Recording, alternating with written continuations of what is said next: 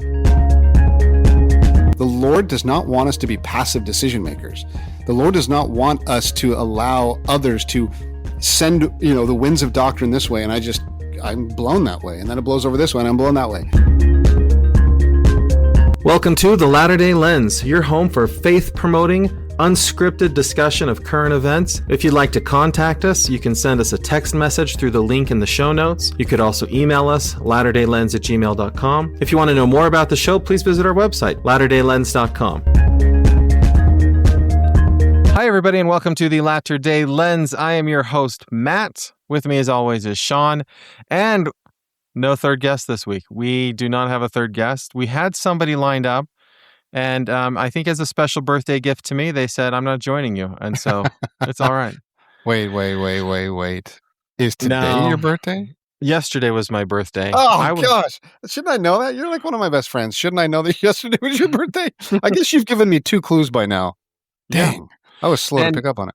And I was going to go for my discovery flight for my birthday yesterday, but it was too windy. And so I have to wait until next week. I'm going to fly. Oh, postponed. That's okay. You okay with that?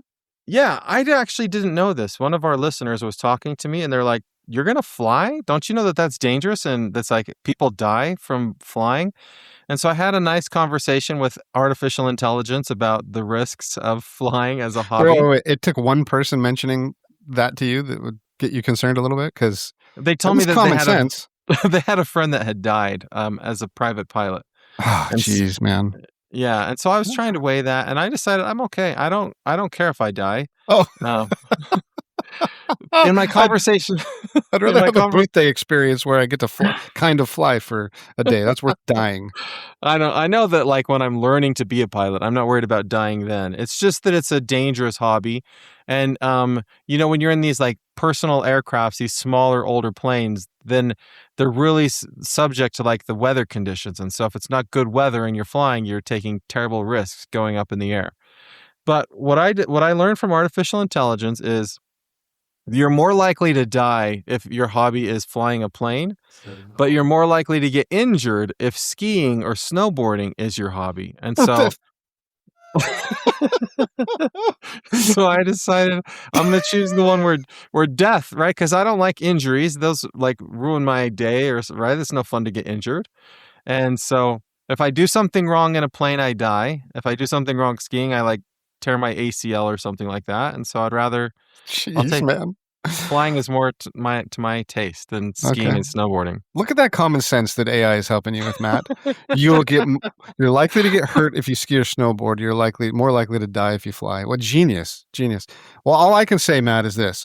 Patsy Cline, Otis Redding, Jim Croce, the whole band of Lynyrd Skynyrd, Randy Rhoads, Ricky Nelson, John Denver, and on and on and on. These are all... They all died in a plane? They all died in small planes, yes. John Denver died in a small plane? Yes, he did. Oh, man. So did the entire Lynyrd Skynyrd band, or like half of them. I had no idea. And Otis Redding. I've never heard of Otis Redding. Oh. Is that Sweet Home Alabama, Otis Redding? No, shut up. Well, listen, what I'm afraid of is not death. I'm ready to go to the celestial kingdom whenever they will have me. I love that faith. What I'm afraid of is injury and like living a long time and not being able to live like a full, happy, productive life. How much does it take, Matt, to sit at a chair and watch court TV? What does it take? What kind of injury would prevent you from doing that? That's not satisfying. That's like how I kill time, right? Like if I go out 80% of each day. Right. I don't need a lot of percent each day, but I do need some percent each day where I go out and I get my heart rate into like the 150, 160 range. I need to do that for about 30 minutes every day. That's cool. Okay. To like so feel good. If you couldn't do that, you'd be unhappy. And if you're dead, it wouldn't matter. Okay, I get it. So go on your plane. I get it. Is everybody the same? Don't you think everyone's that same way, Shawn? You got to like go do something. No, you're different. You have to do something active all the time. You're always like boom, boom, boom, boom, boom. Yeah, I think so. Yeah. I can do it in short spurts. I can like get my heart rate going, feel good, and be like, I exercised today. Okay, let's settle in and watch court TV. But Matt, on the mission, you were out all day long, pounding the pavement, running from person to person, trying to save souls. So maybe you learned it from that a little bit? No, it's no. What it's actually, I lie. I don't spend that much time watching court TV. I do. I spend most of my time writing books and writing research papers and Okay, doing research. speaking of different ways or various ways to die, have you heard of or seen this movie called Eternity? Yes, You've I seen it? hated that show. Hated it. Okay, so the scene where they've all died and they're in the afterlife, and there's this whatever they're showing how various people died. I mean, a couple were plane crashes. Just that's how it triggered this thought. But at some point here in the Latter Day Lens, we ought to talk about this concept of eternal Yeah. companions like that. That's a fascinating concept of, if we are presented with a choice, right? What if someone's spouse dies and now you're presented with a choice? That was a fascinating. We'll talk about that right now. We'll just skip the mailbag and we'll talk about that real fast because you brought Okay. it up. Okay. What I hated about the movie Eternity is not the choice of who to spend eternity with. It's that the idea of heaven is a place, right? Where you're picking, oh, I want to be in Paris forever, or I want to be in the beach forever, and I want to be in the mountains forever. Like, because no matter what place you put me in, now you're different than me, Shawn. Whatever place you put me in, I will get tired of it forever because I need variety in like where I go. What I don't need variety in is who I'm with. That Oh. I can stay constant with the same people forever and be totally happy, but I can't be in the same place forever, right? So for me, the premise of the movie's backwards because they're like, well, you can choose this place, but it's the person, or you got to make the right choice about which person you're with. And I'm like, no, Oh, like, interesting. like no matter what place you put me in, I would end up, for those who've seen the movie, I would end up at the bar at the place where everybody dies because at least I get some variety there in who the people are that come in, right? And I'm not stuck in some choice of a place to be forever. But you put me in some life situation forever, no matter what it is, I would get tired of that. But put me with people I love forever, and that's heaven. It's the people and the relationships that matter, not the like Shawn, in that movie, you can't even be with your parents. You can't even see your kids. You don't even know where they are. Yeah. Yeah. That's not heaven. Because everyone chooses their own space, their own place to be as opposed to who they're with. Yeah. Right. Yeah. So you're saying that if you had me, Sandra, your My kids, kids, and your that's it. kids. That's really all you need. Well, no, That's I really all need you your, I need. mean, you're Okay. going to be Okay. really sad if your family's not there. Yeah, I'm talking about what you need, though. It would definitely be Yeah. your family and probably, most likely me, My of friends. course. Of Of course. course, No, not Shawn. your Of course. friends. Me. You're a friend of mine. Yeah, I know, but you said friends plural. You don't need the other Oh, friends. You need me, no. though. I do need Shawn. You're Yeah. saying that that would not be enough for you if you were stuck in the armpit of Utah Ogden. No, I'm fine. That's what I'm saying. I don't care what the place is. I need the people there. Oh, that's right. Okay. Oh, but the idea that I would be stuck in a single place, like That's that right. would be hell. That would be That's what hell, I'm right? saying. That's what I'm saying. I'm saying. But I don't Shawn, think even you. if it was Oceanside, California, which I love going to Oceanside, sometimes I want to go to the mountains. I don't want to sit Did, on the beach forever. did you just compare Oceanside to Ogden? No, well, like Carlsbad, or I don't know. Like there's places Yeah. I love, right? Hawaii, So, right? so in your mind, the celestial kingdom is all about accessing the. I mean, we talk about like even the creation process. God says, he doesn't say I created from nothing. He says I took the existing materials that were in chaos and I organized them. In your mind, God will be teaching you to do that so you can organize the materials to live in whatever situation you want to be in. Isn't that the concept for you in the celestial kingdom? No, for me the concept is who I'm with. Oh, yeah. Who I'm Well, with is all that matters. well, and not being stuck in one constant Oh yeah, and one environment. place. Yeah. Yeah, I think that by nature we want to create. And so if we want to create, we're going to want to improve whatever place we're in. That's the other thing about that movie that drives me crazy, right? Nobody works in the movie. All they do all the time is like play or watch movies or go skiing or go hiking. That's hell for people too. Like I've been on cruises, Shawn. I've been on vacation places with people. People who do that all the time are not happy people. But the concept of the movie that I thought you'd have an opinion on is this idea that I'm married to someone and then they die, and then I marry someone else and live with them for 70 years, and then I die. And in the afterlife, I'm choosing between those two. Yeah. You don't care about that part of it? No, you shouldn't have to choose. You get to be with both of them. What? Shouldn't you get to be with both of them? Well, how can the other person be with what? Well, like I don't care. Like I want to be with the people I love, right? Yeah, but you're sealed to one person. Oh, you said I was married. Okay, wait. So I'm married. There's one I didn't get sealed, so I married two people, but only got sealed to one of them. Let's say, oh, that's right. You couldn't get sealed to both, could you? No, you could. You could get I sealed to both. guess because that's a woman, right? In the movie, it's a woman, so she can't get Oh, sealed to no. both of them or something. Well, Yeah, I but don't know. but let's say God gives her. Well, you just made it complicated. Yeah, I don't know. The whole premise of the movie doesn't make any sense to me. God's not going to make you choose between two people you're sealed to or two Why people you. not? Yes, why not? Of course. Oh, Let's say God gives us the choice. We were sealed to two people, let's say, and uh gives us huh. the choice to choose between the two. For eternity, only one of them. Yeah. I would choose. Oh man. You were about to choose. Anyway, that No, was I the was actually going to say I would choose. I would make them choose. If they didn't choose me forever, I wouldn't want to be with them. So oh, I'd say, okay, you guys pick whichever one of you picks. But if they both picked me, then I'd say, well, then, yeah, I don't know. There's a lot about that movie that's just weird, right? That doesn't make any okay. sense. Okay, I was just curious about your opinion. You gave it. That's good. You Okay, didn't now love what's it. your Okay. opinion, Shawn? Oh, yeah, that's one of the toughest things I could possibly think of, right? Like you go your whole life searching for paradise on this earth through the gospel of Jesus Christ and through a spouse. And so it was really, I mean, I think they did an okay job in the movie, but I'd be curious what other LDS members of the church think of this concept of if I married once and then they died and I married again. I've got friends like that. Yeah, who do you choose to be with in eternity? And Well, what happens to the other person? this is the President Nelson dilemma, right? Or the President Oaks dilemma. That's right. That's right. They Exactly. were both sealed to two women.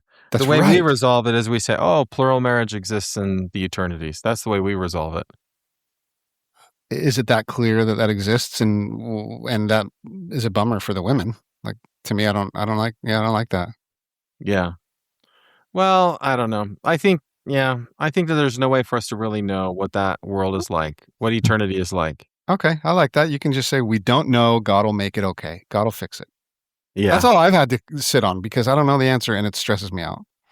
Does it really? No, you're just going to be happy with Kristen. Yeah, I will If, be. But what by if the I way, died? What if I died and she gets so lonely that she marries someone else? she should. Yeah, she definitely should.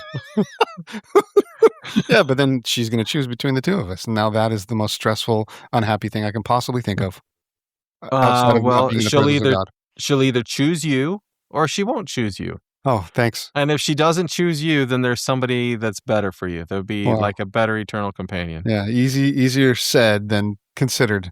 Yeah, so you'd be fine if you died, Sandra chooses Sandra someone marries else. someone else and chooses someone else. No, I would just Yeah, exactly, I would spend exactly, eternity curled up in a ball, like just crying. exactly, dude. Now you understand why I'm stressed. So don't try. Yeah, there you go. That's it. At least I can go to Ogden. At least I can visit other places. There we go. All That right. was the response I was looking for. The response I was looking for is the movie made me consider like spending eternity curled up crying in a ball. That's exactly what I was looking for. I just spent the whole movie being like, that's such a stupid movie. But anyhow, it was a Okay, fun that's movie, but good. it was I love who's the guy who plays Rooster in Top Gun? He's in that movie. I forget his I don't know the guy's name, but anyhow, I love that actor so much. Because he So was in I Top Gun. Well, yeah. for our listeners out there who are considering end of life fantasy scenarios, instead of going to watch that one, go watch Defending Your Life from the 90s. That was a great show. Okay, and also everybody, Shawn has weird movie recommendations. And so like this isn't Letterbox, but if it was, I would tell you this right now, stay away from Project Hail Mary. I went and watched that movie. Oh my I goodness. didn't recommend that for you. Okay, well stay I away from it, recommended you one everybody. of the top 10 movies of all time, Doubt. Go, listeners, go Oh, watch jeez. Doubt. And you didn't get it, which makes me judge you. No, I love the movie Doubt. No, I you hate didn't. the movie. Is it Doubt that I hate? Is that the one about the priest that may or may not have Yes, molested yes, somebody? yes, yes. That's Yeah. Doubt? Okay. Yeah, that's a stupid movie. That's right up there with like Project Hail Mary. Don't go Uh, watch those kinds of uh, those shows where they like if you're really looking for a movie where like what happens is there's two people sitting in a room staring at each other, thinking about things. Like that would be a great movie. You'd really love that movie and Project Hail Mary. all right, look, before we move on to the next topic, let's both unanimously, since this is the Latter-day Lens, we're looking for common ground. On the count of three, let's both proclaim to our listeners which movie probably is one of the top of all time that they should watch. And I know we'll get this right. 1, 2, 3. My Joe Blue versus the Heaven. Oh, volcano. oh yeah, Dang Joe it. versus the Volcano. No, that's a good one too. That's a good one. Okay. All right. All right, let's move to the thought provoker. We kept that mailbag open a long time. Sorry. All right, so first up, bots are evolving into powerful tools for shaping both cultural influence and market behavior by artificially inflating engagement, manufacturing consensus, and manipulating how algorithms amplify content. So you guys might have heard about this. Nicki Minaj suddenly got a huge boost in followers when she started endorsing Trump. And the accusation is, or the analysis suggests, that thousands of coordinated accounts boosted her visibility and perceived support using bots. There's a JP Morgan situation that did a similar kind of thing to reframe financial analysis. So, anyhow, the question is, um, so in both of these cases, bots blurred the line between authentic and engineered popularity, allowing narratives to spread not because they're widely believed, but because they were strategically amplified. So my question is, are bots a useful technological advancement, or are they more pernicious? Is this use of bots immoral because it's a form of lying? I mean, since this is the Latter-day Lens, listen, if the intent is to deceive, there's so many scriptures about it, right? Thou shalt not bear false witness. That's Mm-hmm. pretty clear. Isn't that one of the 10 Commandments? Yeah. Right? But you're in this world. This is why I want to talk to you about this, Shawn, because you're in the world of marketing, right? Yeah. A lot of what you do with branding is try to help people boost their visibility. And one way you boost visibility is like, I don't know, having good positive reviews or having people out there saying this is a really good product. So if I can lie to people by creating a bot that says, oh, thousands of people love this, thousands of people like this, is that immoral, or is that just like It's good immoral. marketing? It's immoral, and it should probably also be illegal, right? Because you're deceiving. Deception in a capitalist marketplace is always bad. Always has negative effects. So deception Oh. and is immoral. It's against clearly Exodus 20:16. Thou shalt not bear false witness. In Alma 1, it talks about the reason priestcrafts and exploiting beliefs are bad is because people use that for influence or profit. And So, like, have you heard of these? I have a friend that he gets like stuff in the mail from Amazon, and they ask him to do a review on Amazon. And they don't tell him he should do a good or a bad review. He just has to agree to do a review, and then he gets a whole bunch of free stuff. Is that a similar kind of immoral, or is that different? Because if you're giving me something for free, don't I feel some kind of reciprocity, like I should say good things about your product? Like I see this, like if I'm on Amazon trying to decide should I buy a product, I'll see all of these videos of people who are like, they sent me this in the mail and I'm creating a video for this. I mean, if you can discover deception in that process, then I think it's immoral. If there's no deception in the process, and I think your scenario, I don't think there's deception there, right? I have a accountability to my society to give an honest review. Mm-hmm. But I mean, I guess we've all done it, right? Have you been to a restaurant and said, "Hey, if you give me 10% off, I'll Yelp something nice for you"? Is that No, why I would you do just do that? that for free. I do that like every place I go that I like. I just do a free Google review. People are getting like asking for money to do that. Yeah, yeah. No Why not? way. A I lot of always restaurants see it offer as that. That's a like, great marketing tactic, right? I'll give you 10% off your bill if wow. you Yelp about us. Okay, so there's this restaurant in town that I love. It's called Curry Pizza. And whenever I'm there, they will give me like a free dessert or something and say, "Hey, will you give us a review?" That's And I'm right. like, "I'm the most looked at review of your place. I'm your biggest fan in the whole wide world. Like, how do you You not didn't know that?" you didn't need to I would buy it? no. Yeah. And there was a Thai place I went to once. I was like, "Nobody's here. They need to have better reviews. Let me write a really good review and take pictures." Like, So I've do always you just done that stuff because I like a business. I've never thought about right. Do you doing think it. that's deception then? If I'm offering you money in exchange for a positive review, do you think that crosses the line? Similar to, I think, what your opinion is about these bots, that it Yeah. is deception and intent to deceive is there? Okay, what I would say about the bots is that is 100% deceptive.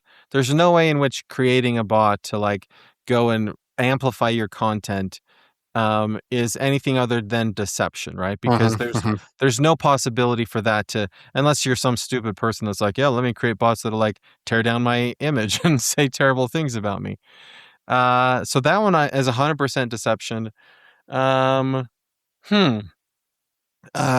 That's interesting. I've never this is the world I live in.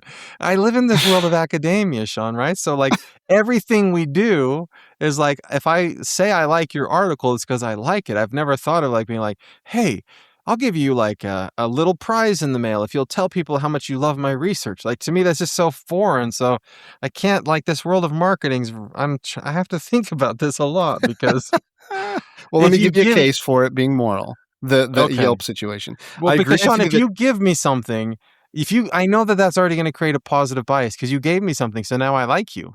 yeah, And so so you that's might gonna as make yeah, but that's part of the whole brand offering experience is, well, these guys really value my opinion or they value my patronage. And so they give me things or they offer me things.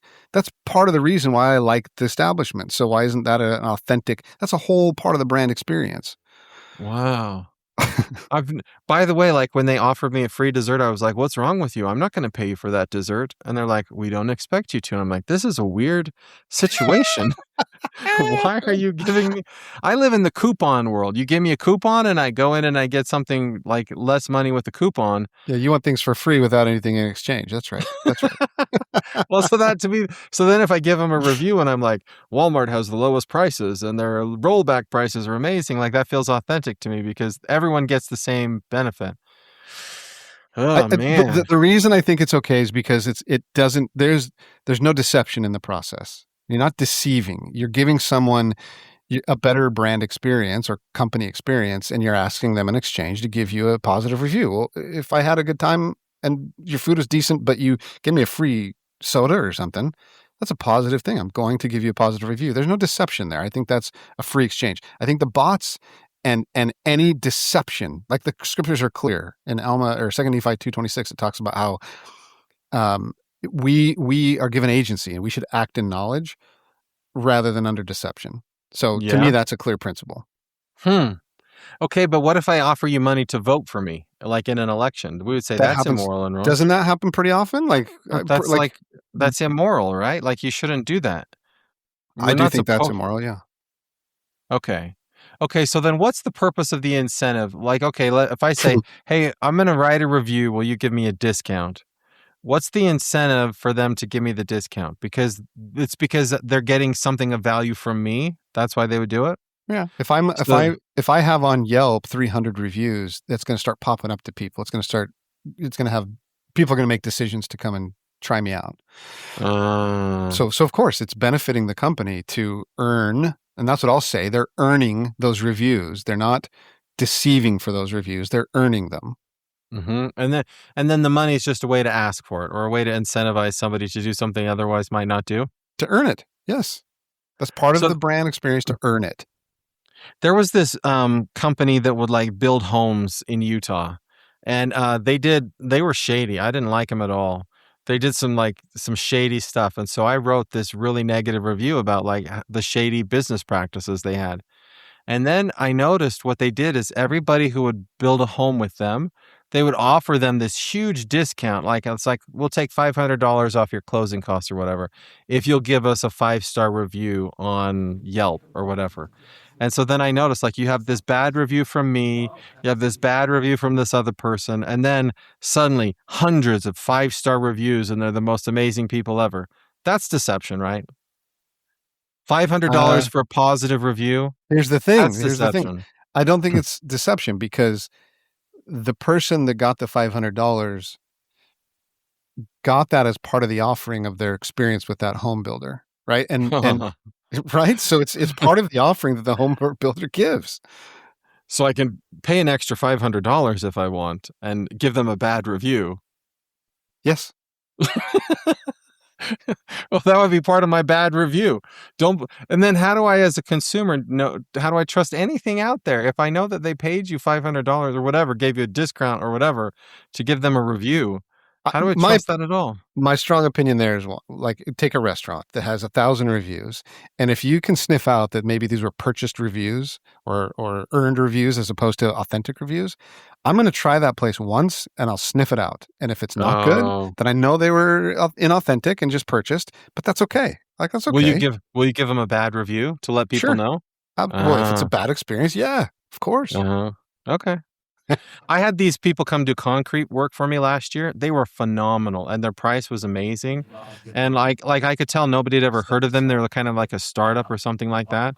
And so, right, they did a great job, and so I gave them an amazing review.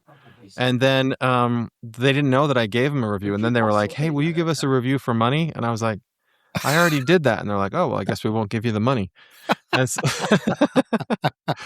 but then that makes me think, then they're kind of shady too, right? Like they felt like they had to pay me money to get a review that I would have already done it for them. I Like, mean, you're judging it to be shady and yeah. deceptive. I'm not. I think that it's a decent tactic, right? Most people, Matt, don't think to give a review. So I'm just incentivizing you to give a review. Now, Oh, I'm not saying I'm going to incentivize you to lie. I'm yeah. saying if you be willing to give us a positive review, if you had a positive experience, I'll give you some cheesecake, man. Like, I have one of my sons is so caught up because I'm just like this where I do reviews for places. And this son is just caught up. He's like, I'm going to give them a bad review. And I'm like, okay, fine, give them a bad review. But this one time there was this place we were staying and he like just for fun gave this horrible review to them. I'm like, stop it. Why would you do that? And he's like, because there was like a stain on the sheet or something like that. And so I gave him a horrible review. And I'm like, so then I felt this obligation to give them a really positive review to make up for my, I don't know. He's in this well, world where he, so isn't that just as potentially deceptive, Matt? Like his real oh, true opinion and experience was a overly negative negative, review. overly critical. Nobody should care about what his opinion was of that. He was wrong. That was his experience, and you tried to influence or deceive to not, for people not to hear that. Is I that think just I as? made him take it down. I was like, get rid of that. But Oh, like that's his thing, right? If he's displeased, he'll tell them, I'm gonna give you a terrible review, as if anyone would care. But I guess maybe they do care. they do care. It matters. Yeah, Huh. that seems That's that's that's because seems I'm in honest. higher education. If my students give me bad course evaluations, I'm like, what do I care? Who do you think reads your stupid course evaluations? Why would anybody care what Wow, you think about me as a professor? wow. Okay, next. Hey, Shawn, I'm giving you the points for that. You made me really think about that. Thanks, man. I'll give you the points because you did think deeply about that. In talking to you, it helps me to see what a wide gap there is between the world of people who are in business and marketing and have to earn money for a living and academia, where students just pay whatever tuition we decide to charge them and they like it and don't like it. We judge them. We don't care what they think about us. Like there's a real big gap between your world and my world.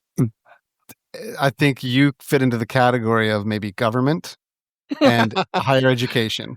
My And and I am yes, a church not employee. It's not government. no, I know, but the government employees I think fall in that same category and attitude. Okay. Disconnected from the real world where Well, you actually have to make real life exchanges with people. You have to offer value to people in exchange for value. all right, here's the next topic.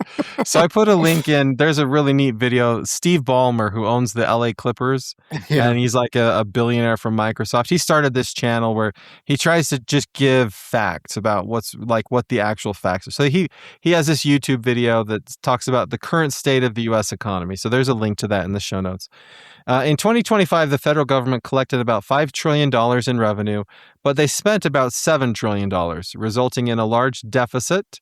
That would be a deficit of about $2 trillion just for last year. And our total national debt right now is above $38 trillion, with interest payments being a significant share of the spending. So Ronald Reagan, in his first inaugural address, compared the U.S. economy to that of a family. He said that it's dangerous for a government to spend money beyond its means. Just like a family shouldn't spend beyond its means, government shouldn't spend beyond its means. Mm. But Keynes argued that government debt can be useful for economic growth. At the same Very time, church, influential economist, right? that all of macroeconomics is based on his idea that Yeah. when times get tough, the government should spend into debt in order to boost aggregate demand, and then that's going to make the economy grow. Yeah. So church leaders have repeatedly warned individuals and families about going into debt. My question is, does that apply to governments? Should we really be concerned about $38 trillion in debt? Okay. I think I know your opinion on this, so this will be fun. I have two questions for you that'll help clarify this. Yeah. Question number one. Is it wrong to consume today, Matt, at the expense of people who didn't consent in the future? Is it wrong to consume something today and make people in the future pay for it? Yes. Yes, that's wrong. That is wrong. Okay. So if that's wrong, then that's probably answer number one to your question. Mm-mm. But Nobody in the future is gonna. I'm not gonna make anybody in the future pay for the debt that I incur today. Yes. Nobody. What? Who's paying for Medicare right now? Who's paying for all those who are taking Medicare right now is paid for by the current taxpayers Exactly. or the people that are buying the government debt, the bonds and things that we issue. Exactly. In 30 years, who's going to be paying for who's going to be paying for your Medicare? That I use today? Yeah. 30 years from now? Yeah. It's all paid for. There's no debt. Magic. Oh, it's magic. No, like this debt that we have, it's the debt that a government has is not the same as the debt that you and I have. That's what I'm trying to say. That's the point. John Maynard Keynes would tell us that government debt is not the same as individual debt, and it's not the same as like a business's debt, because every debt that a business incurs or an individual incurs, they have to pay back.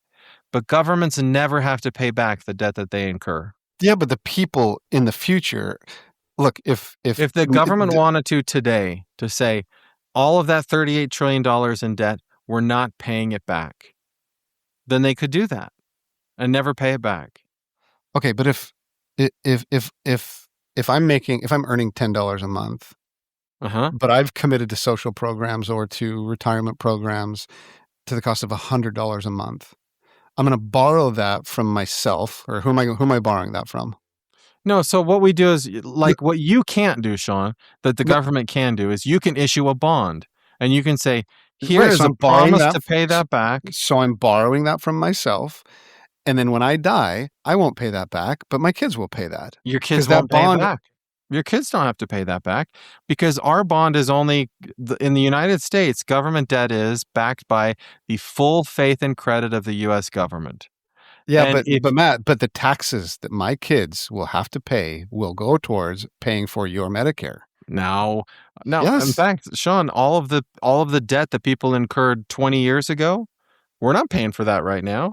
We're not even paying for all of the stuff we're doing right now. Right, like our taxes right now go to Social Security, right, which pays out Social Security payments. It goes to the Medicare stuff, but that's only the people currently using Medicare, and it doesn't even cover all of the bills. Right? We're not these billions of dollars a week that we're like spending dropping bombs in Iran. We're not paying for that. We're just issuing bonds to pay for that. We're not actually paying for that, and the taxpayers don't really pay for that. Okay, that's why we have a $38 trillion debt. It's all just fake debt. It's not real debt. Nobody actually has to pay that back. The future has to pay that back because the government doesn't have money unless people are investing in the bonds or paying their taxes. So if I'm not taking in enough, where does our government get money from? They print dollars. Yeah. If the U.S. Treasury wants to, they could give you $1 billion right now, right? They just credit your bank account with $1 billion. And that's what we did in our last financial crisis. They called it quantitative easing, but they just put billions of dollars in the bank accounts from the Federal Reserve. So they just make more money, and then they have more money. So that's the thing that's different, Shawn, is if you want money, you have to earn money, you get a paycheck, and you gotta hold on to that money. If the government wants money, it just creates money by printing dollars. And by printing it, you destroy, don't you? I mean, you tell me, printing money, what kind of effect does that have on the hard-earned money that I've worked for? In theory, and if Levi were here, he would say, no, if you do that, that's going to create inflation because there's going to be too many dollars out there. That's right. That's going to make your dollar. It devalues the money that I have so that I can't afford to pay for my health care. But the reason it doesn't do that is because we have a flexible exchange rate, which means that you can buy and sell U.S. dollars as a currency, like as like a stock, right? It's like Bitcoin, right? If suddenly somebody issued a whole bunch more Bitcoin, would Bitcoin be worth less? It all depends on the demand for Bitcoin, right? So if somebody said, whoa, I just found like 1,000 Bitcoin, Bitcoin's not going to drop a ton in price because people value Bitcoin at whatever they value Bitcoin at. And so the dollar becomes the same thing. You could suddenly say, we are crediting all of these people with this $38 trillion in debt, and now it's all paid off, and here's all the dollars you need to pay off that debt. And as long as people still want dollars, then it's not going to affect the value of the dollar. Yeah, but you lived in Ukraine, Matt. What your favorite experience? I remember seeing your face light up when you'd go to the обмен валюты, the money exchange, and you'd be like, I've got 10,000 grivny, and then you get all this American money. No, you got money. You've got $5, and then you get 20,000 grivny. You're like, Yeah. look, I'm rich. I'm rich. Look at this. Now, that didn't serve the Ukrainians. That served you. Well, their problem was in Ukraine is they had a fixed exchange rate, and it wasn't a tradable asset. The currency wasn't, right? There was the Soviet Union kept everything all locked and tight, and they controlled the currency. But a dollar, anybody can buy a dollar. And since oil's traded in dollars and all these other things are traded, I'm just saying governments live by different sets of rules. Yeah, no, And but wasn't the main issue that the value of a grivn, is that what's called a grivn? Is that singular? yeah, the The grivnia. value of grivny Uh-huh. was so much lower because the demand, because Nobody the wanted produce, it. the Right. output, no one wanted it. So the value of it was so much lower than the dollar because people wanted the dollar. There's no guarantee that if I just print, otherwise, why wouldn't the government, Matt, if what you're saying is true, why wouldn't the government just print trillions more dollars every single year to pay off the debt? Well, Because here's there's why, because then it would devalue the dollar and nothing would be worth anything. My money would No. be worth nothing. It's because they know that the debt doesn't matter at all. And so nobody cares. It's like fake debt out there. Okay, so I didn't Nobody convince you cares. first. I didn't convince you on the Yeah. first moral one. Here's the second one. It's all about stewardship. Our church, Jesus Christ, clearly teaches us about stewardship. And let's just take the parable of the talents. It didn't matter how much the richest one had, or was given in the beginning. It didn't matter how little the first guy was given. All that matters was, did they work and produce an increase? Were they good stewards over what they returned? Because the guy that was given 10 and then returned 10, he got the kingdom. The guy that was only given 2 but returned 2, he was given everything in the same kingdom. He was given the same reward. The guy Yeah. that hid it and produced nothing or was negative, he got no reward. So the question is, stewardship is an eternal principle. Those in power should manage resources wisely. This is not wise resource management. All right, that one persuades me, Shawn. You get the points for that. Oh, really? That actually is, yeah. I do believe the government should be good stewards. And okay. Okay, can I give So you a yeah, story? for all of the economic reasons, Let me then give I you a disagree with you. But for the stewardship reason, I agree with you. Good. Let me just double down on that. So my wife, for various reasons, just decided I'm going to study and become a life insurance person, so agent, so I can, for various reasons. Yeah. She's super smart. She just immediately starts studying. And what she finds out is the government, in order to be a life insurance agent, the government requires that you pass a test and that you take a certain amount of hours of courses. Now, the courses, this 18 hours of courses, goes towards taking the test. So Kristen reads it and goes, I've got this. Let me just take the test. So after 2 hours of studying, she takes the test, gets like a 90. So she goes, sweet, I've done it. Let's go. The government says, You have to do the courses. no. You have to she literally spend the next 18 hours taking these courses, even though the courses were just teaching her what she needed to learn in the test. Yeah. That is a That's, perfect example of stewardship and the wasted resources that something like a government puts on. That's the burden they put on us. Yeah, there's a lot of stories like that. Okay, well, so then, okay, I'll give you the points for that, Shawn. Wow. The government doesn't have the same kind of debt worries that people do, but they should be good stewards of their money and spending Of beyond our their money. means. No, it's not Spending our money. Our money beyond their means. Shawn, when they collect $5 trillion and they spend $7 trillion, me and you. they Yeah. collected $5 trillion from me and you. Yeah, But they that's spent right. more than that. Yeah. Right? So that means that other money it's just magic. It just came from I see. nowhere. I see what you're Right. saying. Okay. They just printed Okay. the money. I see. Right. Okay. So in some ways you could say that's being good stewards because you're only paying $5 trillion and you're getting $7 trillion in value from the government. But they're not being wise, right? When you just spend willy-nilly, that's not being wise stewards. Thank you. Yeah. All right. Okay. Points to me then. Yeah, points to you, Shawn. Good job. Oh, thanks. Oh, Okay, thanks. there's a guy named Chris Truax. I don't know how to pronounce his name. He was a lawyer in the McCain campaign. So he's a Oh, John McCain Republican kind of guy. okay. All right. So he argues that the Trump administration's immigration enforcement is violating core constitutional protections by wrongly claiming that undocumented immigrants lack rights.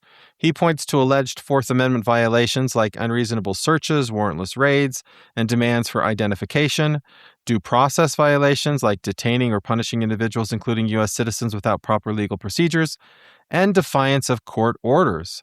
He also raises First Amendment concerns related to the suppression of protests and broader government overreach, emphasizing that constitutional rights are designed to protect everyone from abuse.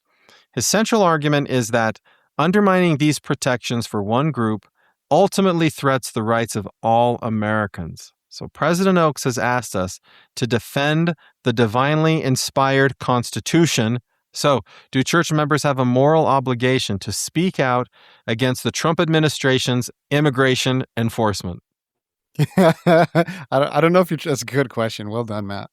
I don't know if you're looking for like a debate here or if we're both going to agree, but the real question is based in, does the Constitution apply to all persons in the U.S., not just citizens? Yes, of course. Well, The I was Supreme supposed to Court. answer it. I was just getting clarity if that's the question. No, the question is that okay. So the Trump administration, I don't know where they find the constitutional authority to do what they're doing. I don't think it's anywhere. And so when you see, even if you like the Trump administration, even if you like the idea of let's get all of these undocumented people out of our country, if they choose to do it in a way that violates the Constitution. But that's why I'm saying the crux of your question is, does the Constitution apply to all persons in the U.S., not just citizens? That's the most Yes. important question. No, don't answer yet. I'm asking it rhetorically because I'm going to ask you follow-up questions. Because I think for our listeners and for many, many members of the church who are especially Republican, I think their gut reaction is, no, of course not. Of course not. What? Like, that's the right of being. There's I'm not nothing in saying the- that. Hang on. okay. I'm not saying that. But Oh, don't okay. you think that the average LDS Republican is going to say, no, yeah, that's the point of being a citizen. The Constitution doesn't apply to me if I'm not a citizen. That's a Don't you think that's what? That's a crazy idea. No, I didn't think anybody thought that. Oh, I I thought think everybody knew. I thought everybody knew that the U.S. Constitution applies to everybody in the United States. But that's why this is a wonderful question to cover, and I hope it reaches a lot of people. Because Got you're it. saying that the Fourth Amendment, which protects against, well, the search and seizure amendment, right? You need a warrant. Yeah. You're saying that should apply to citizens as well as anyone who is in the country, whether you're a citizen or not. That's right. And you're let's saying the take- Constitution. the- Where? I mean, okay. Then there's the Fifth Amendment, the due process one, which clearly isn't being really. I mean, it's kind of being applied, but not really, right? And then there's 14th, equal protection and due process. Matt, teach our listeners, where in the Constitution does it say that non-citizens enjoy those as well? Those rights. Well, it's the U.S. Supreme Court that says that those. First of all, when the Constitution is written, there's no such thing as citizenship, right? There's no obligation that you be a citizen or a non-citizen. The Constitution is written saying what the government can and cannot do. And the idea that the government would treat citizens differently from non-citizens, that would have been laughable to them at the time. Because hang on, so just let's get clarity. You're a political scientist. Let's talk in dumb layman terms so the guys like me can understand it. You're saying that there is no language in the Constitution, not the Bill of Rights, not nowhere that says in order to be an American, there's a process of becoming a citizen. no, Back then, if you were in America, you're American. Is that correct? correct. And the only kind of restriction that they put on anything is they said that in order to be president of the United States, you have to have been, it's called the natural born clause. You have to have been born over here in the United States to be president of the United States. That's in the Constitution? That's in the Constitution, only to be president, right? So you Okay. can't be a naturalized American. If you're not born in the U.S., you can't be president of the United States. That's the only thing even remotely close to that. And is it true that it wasn't until many, many years later they started to explore, well, a lot of people are getting on boats and coming over here. We better set up some places to kind of process these people, to scan for diseases, to start to organize our census. But it wasn't really a technical process of like, are you a citizen or not a citizen? Everyone could come, right? The census starts in 1790, right? Why do you know that? What's so nerdy that you know that? The U.S. Constitution is ratified in 1787, and the first census is in 1790, because in order to figure out representation for the House of Representatives, you have to know how many people live in which area. Right. But my point in saying this is there's no like if today I get on a boat and I reach Ellis Island and I get off, I'm here. So I'm an American citizen. I maybe have a disease, so I'm put over here in quarantine for a little bit. I'm still here. Right? I'm still a citizen right away. There was no such thing as citizen, non-citizen. That doesn't happen until the late 1800s, when Americans start getting mad about the migrants coming here, and mostly it's the Chinese Exclusion Act. So Matt, so why isn't it clear to everyone in the United States, if that's the history, that the Constitution does apply to non-citizens? I have no idea why people don't know that. So I thought that's why I thought it was a silly question you were asking. Let's just, like, for listeners, just think about it this way, okay? Imagine that somebody from Japan, he's not a U.S. citizen, he's from Japan and he's visiting Disneyland. And let's imagine that somebody at Disneyland gets stabbed and killed. Would anybody say, oh, the man who was in that area from Japan doesn't get the same rights as all of the other Americans that were in the vicinity? If we want to, we can plant evidence on the person from Japan. If we want to, we can violate all of the civil liberties of the person. If we want to, we can put the man from Japan in jail and never tell them what they're charged with. Can I improve upon your well-intended example? Yeah. Okay, for you listeners out there who think that the Constitution only covers citizens, let's apply that to say you're visiting Russia or China. Mm-hmm. Let's say you, the listener, is visiting China, and one day, and you're law-abiding, you do nothing wrong, and one day they knock on your door, and then they kick it down, and then they grab you, and they put you in jail, and they don't tell you why, and there's no due process. You certainly would be like, look, I'm a guest here, maybe, but are there not some rights? Are there not rights that I have protect? Of course you would want these rights. So why wouldn't we as a country offer those to everybody? Right? Right. Well, and the reality is we do. So maybe China doesn't, maybe Russia doesn't, right? And there was that case where there was a woman in Italy where she was accused of murder and she felt like they were treating her unjustly. But in the United States, because I watch so much court TV, it's unthinkable that somebody would come to court and then they would say, I would like a trial by jury. And the judge would say, sorry, you're Japanese. You don't get a trial by jury. Or somebody would say, I've been sitting in prison for 3 months and I don't even know what I'm charged with. And they'd say, sorry, you're not a U.S. citizen. You don't get due process. Everybody in the United States gets all of the same legal protections, because that's how the purpose of the Constitution is to protect the people in America from tyranny of the government. And so if you say the government can terrorize non-citizens, then somehow you're saying that the government has a license to treat some people differently than others, and that's the beginning of tyranny. And in my research, Matt, what I found is even though the executive branch has broad power in this category, it's mostly a gray area, and there are so many lawsuits, there's so many court cases that step in to draw the limits, and they really do limit the powers, right? It's constant and ongoing. And so often the result is, you're not a citizen, but that doesn't matter. You have constitutional rights. Yeah. So this is what I want to say about this, because what most people say when you look at what the Trump administration is doing, and they say we need to find a historical parallel, we need to talk about how terrible this is and how awful this is, then what they go to is Hitler, and they go to what the Nazis did to Jewish people, and they say, do you want the Holocaust to happen again in the United States? And I'm saying that's the wrong comparison. In my opinion, one of the greatest presidents of the United States is FDR, because what he did for the American public with Social Security and all, people might not like it, but FDR created the modern government that we have today. Not only did he help rebuild like the international order we have that exists as post-World War II, but a lot of the social safety net we have today comes from FDR. Yeah. But FDR will always be on my list of worst presidents ever because of the internment camps in World War II, when we as a government said everybody of Japanese descent is going to go live in an internment camp for all of World War II because we're not sure we can trust you and we're not sure if you're safe, right? To me, that's unforgivable. And to me, that puts him always on the list of worst presidents. So what we need to Wow. worry about in the United States is not Hitler and not Nazism.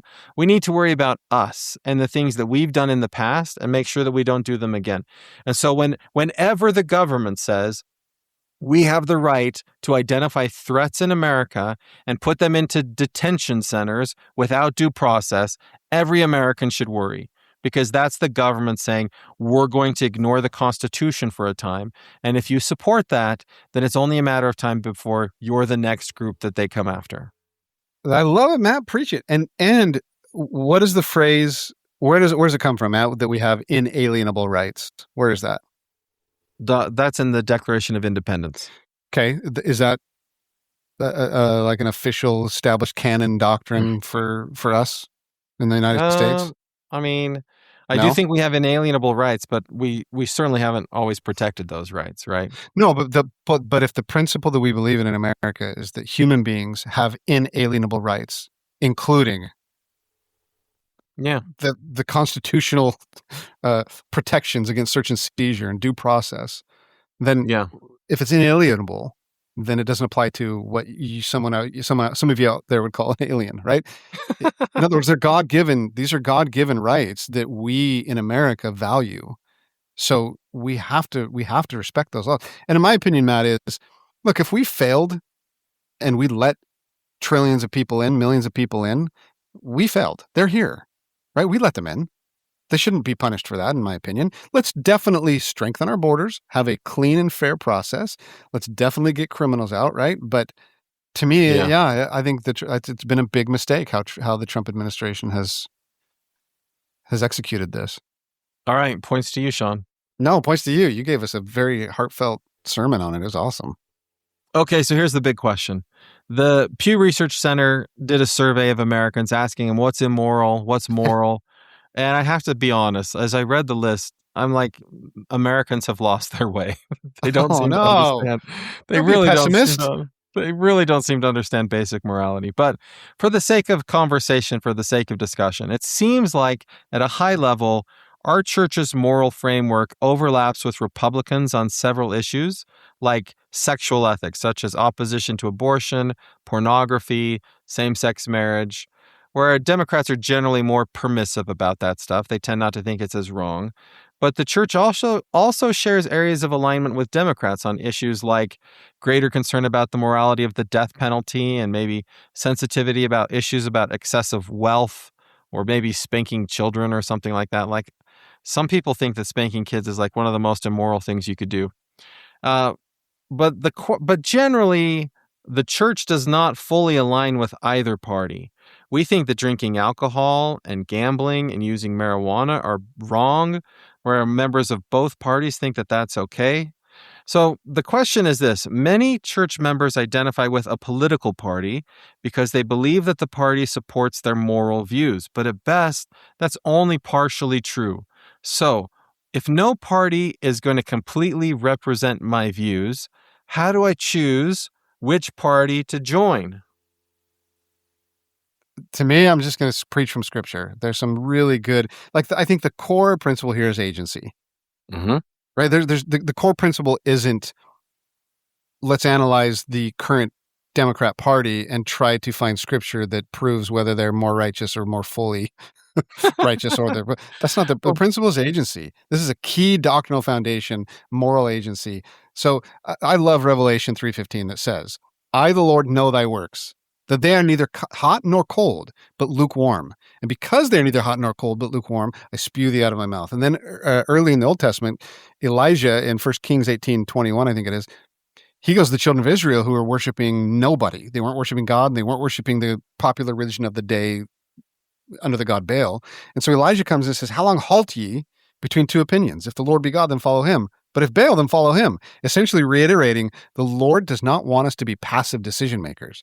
The Lord does not want us to allow others to send, the winds of doctrine this way, and I'm blown that way. And then it blows over this way, and I'm blown that way. Like, it is such an important principle that God wants us to choose. And some of us, if we choose right, and some of us choose left, he prefers that over what I think so many of us today do and go, well, I think I'm a Republican traditionally, so I'm just going to form all my opinions based on what the Republicans. That is Right. the most lukewarm, spit you out of my mouth attitude. And so I think this is a moral. Moral agency is the principle here. How do you So, decide? It's up to you, Matt. How oh, do you that's good, decide? Shawn. It's completely up to you. Use your moral agency, make a decision, commit to it. Stop being lukewarm, Matt. So President Oaks would say we should switch back and forth. If there's a Republican that meets my views, I should support that Republican. And if there's a Democrat that meets my views, I should vote for that Democrat. And I should go just back and forth. But President Oaks's training is in the legal profession. President Oaks is Okay. trained as a lawyer and a judge. Okay. And my training is more on like the political parties, elections side of things. And to Okay. me, the idea that I switch back and forth who I vote for is a losing proposition. Yeah, that makes sense. Because switching back and forth in vote, what I'm saying is voting is not where your power is. Your power is getting in the party and changing the political party to match your views. So, for example, if I live in Idaho, which I do, and the Democratic Party is advancing like ideas about moral issues that differ from me, and I say, I don't like what all those liberals in San Francisco are doing, it doesn't matter because the Democrats in Idaho get to be whatever I decide the Democrats in Idaho stand for. And the way that I make them my party is I go organize people and I get them to vote as Democrats, and then they're my party. And then the Democrats in Idaho support whatever issues I decide that they support. Same thing with the Republicans in Idaho, by the way. If the Republicans in Idaho are doing things that I don't like, then I don't have to say, I'm a Republican, I guess I'll go along with them, even though I disagree with them. You say, I'm a Republican, and I'm going to mobilize people who agree with me, and we're going to take over that party, and we're going to make it what we want it to be. So when you say lukewarm, what I say the answer is you have to choose. You're either in it or you're out of it. And if you're in it, you got to get all the way in it, and you choose your party based on the strategic advantage you will have with one party versus the other party. And if you're out of it, then get out of it and stop formulating all of your opinions based on what the parties tell you they think or you should think. That's what I'm saying. You're either in or you're out. Oh, that's a lot to think about. That's So heavy, dude. think about this, Shawn. What was the Republican Party before Trump became the nominee?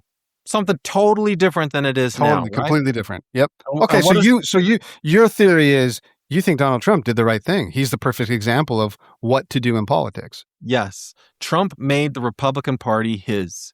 And by the way, he didn't just choose it willy-nilly. He looked at the Reform Party in the year 2000. He was registered as a Democrat. He used to give money to Democrat candidates and to Republican candidates. And he said, here is an opportunity for me to go all in on the Republican Party and to take it over and to make it mine. And he saw an opening with evangelicals. Like Trump in terms of abortion doesn't care, but he saw that these people care about abortion. So if I give them what they want on abortion, I get everything else I want. And he made that choice, and he took the party and he made it his own. So you think, even though you disagree with a lot of what Trump does, his administration does, you think that his execution of political science has been probably the best in the last 100 years? I would say Obama did the same thing in the Democratic Party. So I would say it's not like Trump, what Trump did, what Obama did, what, by the way, Biden did not do that, right? What Reagan did, Reagan took the Republicans and made it his own. Nixon took the Republicans, made it his own. Jimmy Carter for a time made the Democrats his own, but they didn't like it. So they chose Bill Clinton later on. So, and I'm just choosing presidents, but the same thing happens on the local level. So what I'm saying is this idea that we say, I've got to decide between these two groups, who agrees with me the most? No, you either get in or you're out. You're saying in that scripture, since you're failing to bring in any Latter-day lens here, just kidding, Matt. I'll bring it in for you. You're saying the scripture that says there are two types of beings. There's those that act and those that are acted upon. You're saying let's stop being. So the acted upon being says, I better pick one of those parties so that they can define for me what my political beliefs are. Instead, be the acting and say, I've got my set of values that I'm informed either from my religion or just my experiences. And I need to go, since these parties have all the power, I need to go infiltrate a party and I need to act upon it.